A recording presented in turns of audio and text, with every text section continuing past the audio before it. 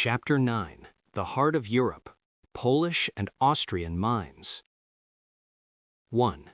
Wieliczka and Bochnia, the Crown Jewels of Galicia.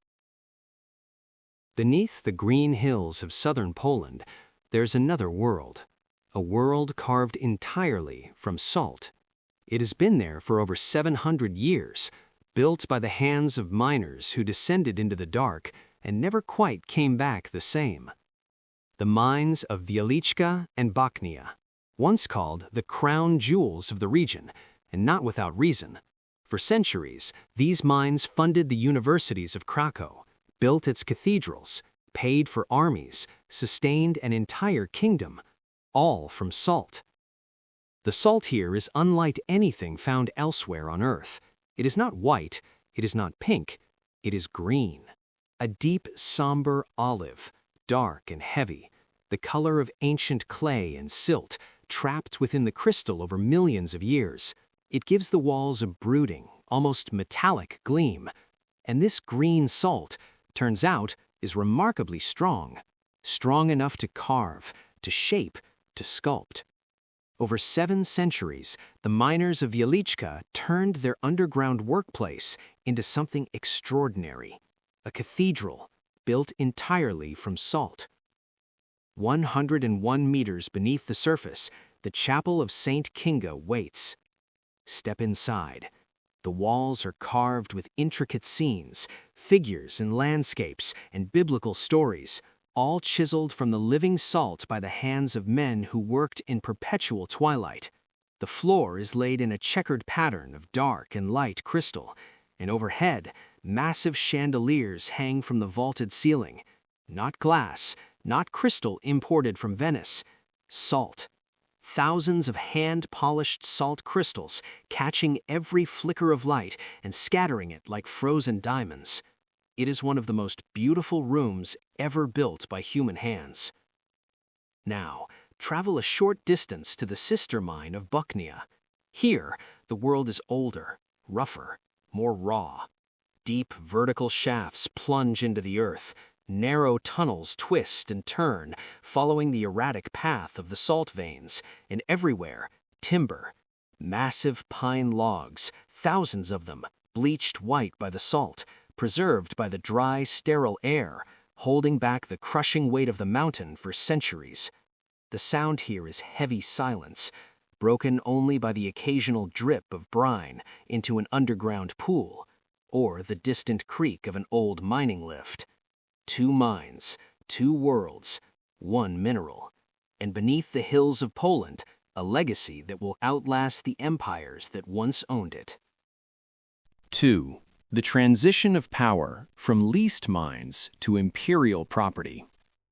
For centuries, the salt of Wieliczka and Bochnia belonged to the Polish crown, but not entirely.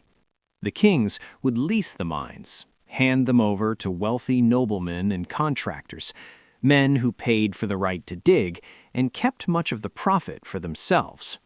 It was a loose system, informal, sometimes chaotic. And then, in 1772, everything changed.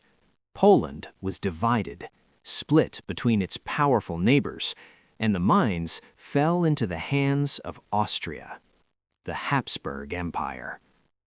What happened next was a transformation. The Habsburgs looked at the salt mines and saw what the Polish kings had not: a fiscal engine, a machine for generating wealth on a scale the old system could never match. And they moved quickly. They abolished the old leases, every single one. No more private contractors, no more independent noblemen skimming the profits. The salt now belonged entirely to the state. A new management body was created, a centralized authority that oversaw every grain, from the moment it was cut from the rock to the moment it was sold in the markets of Vienna and Budapest. The miners themselves were reorganized, no longer semi-independent guildsmen, now a disciplined workforce, almost military in structure. They were given uniforms with gold buttons. A small detail, but a powerful one. Those buttons said you work for the emperor. New rules governed their lives, working hours, safety procedures, even the prayers they spoke before descending into the dark.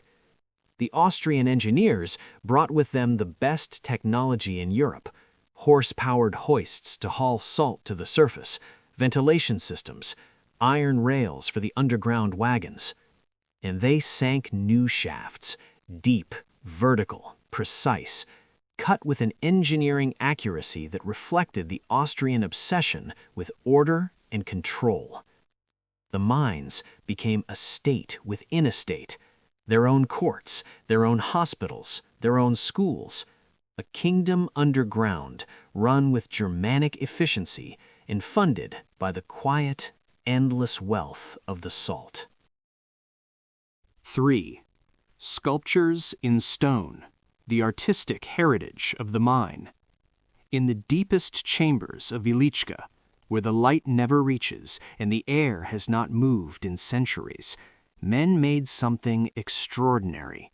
Not for money, not for glory, for God, for memory, for the quiet need to leave something behind. They carved.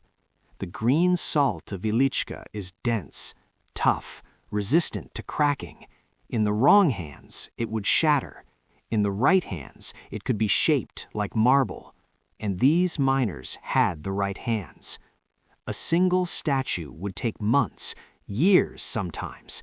A miner would spend his hours of rest, his evenings in the underground barracks, chiseling a figure from the living wall.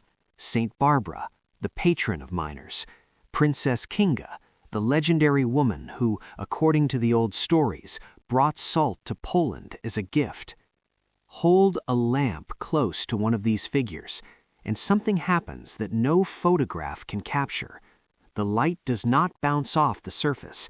It sinks into the salt, travels deep into the crystal, and glows from within, as if the statue were made of solidified moonlight. Now, walk deeper into the mine, into the great chambers. Here, the walls are not statues, they are panoramas. Wide, sweeping scenes carved into the salt face. Biblical stories, the Last Supper, every figure rendered with extraordinary detail. The fold of a robe, the weight of a hand upon the table, the expression on each face. Every single detail carved with primitive tools, a chisel, a mallet, patience. And here is what makes these works truly remarkable. Many of them were not made by one man. They were passed down, father to son, generation to generation. A single carving, sometimes the work of an entire family, decades of labor, all poured into one wall of salt.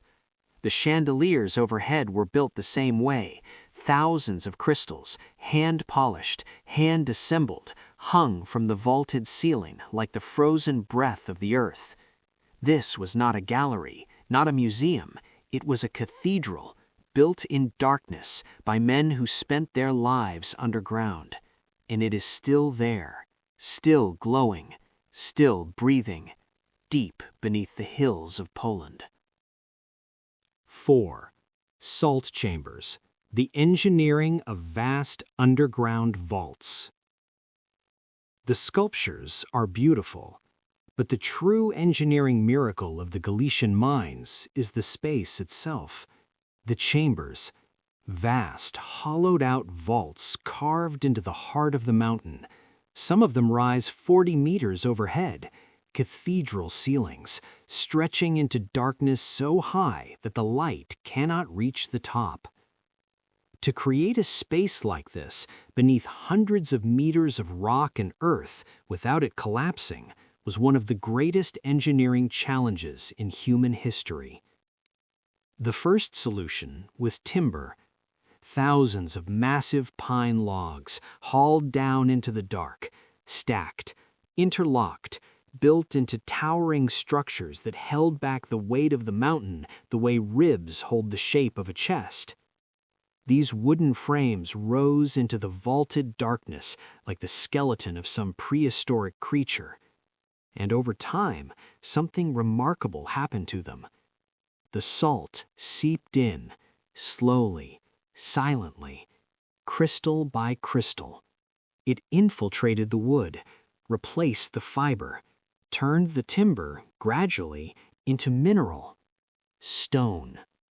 Today, if you run your hand across one of these ancient logs, it feels like rock, because it is rock.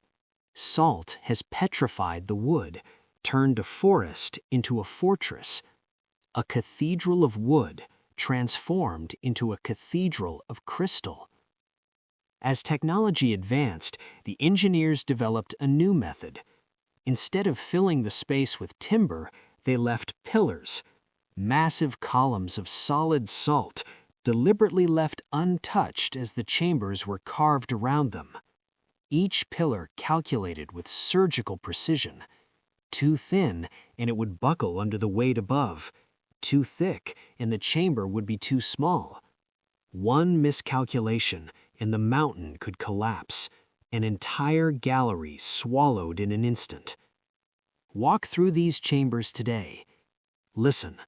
The space creates an echo unlike anything you have heard before.